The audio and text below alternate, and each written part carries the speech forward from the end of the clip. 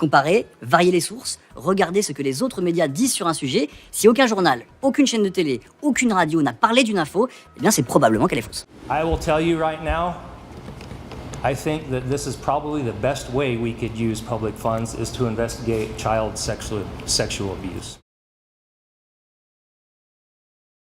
A ritualistic child sexual abuse case, that is, in child sex trafficking, that took place over 2 decades from 1990 through 2010. Utah County Sheriff's Office announced yesterday they're investigating claims of ritualistic child sexual abuse from decades ago, and they called for victims and witnesses to come forward. Multiple local and federal law enforcement agencies are investigating ritualistic sexual abuse, also human trafficking of children all over Utah. Well, the Utah County Sheriff's Office opened this case in April 2021, but according to our confidential sources, they are not starting from scratch. Here's what the department is willing to share so far. Reports of ritualistic sexual abuse and human trafficking involving children in at least these 3 areas: Utah County, San Pete County, and Juab County between the years of 1990 and 2010. The Sheriff's Office has not released any other specifics. However, we have learned some of the subjects of this investigation are high-profile individuals. Investigating ritualistic child sex abuse. The information is extremely limited right now. No one has been arrested yet, but authorities say they're starting to make some headway in the case and are hoping by sharing this information, more people come forward. It's hard to believe that somebody would do this to another human being.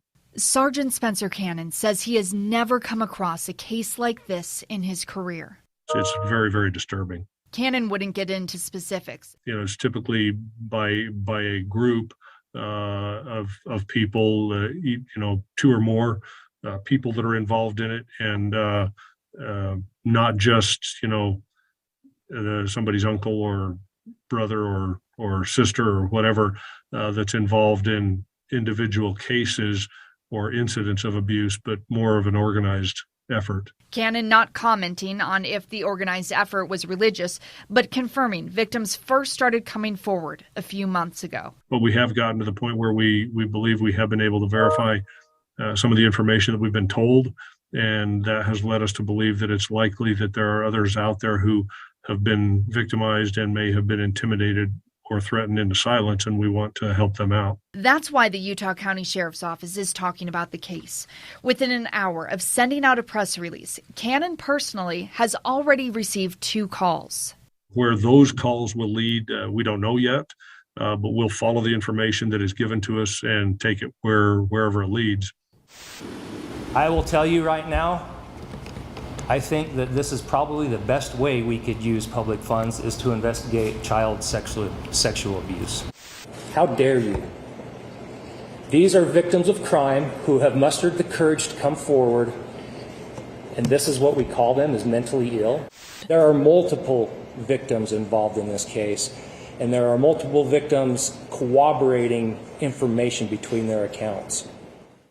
Again, we won't be intimidated by Mr. Levitt, by his attempts to derail our investigation. We will continue to do our jobs.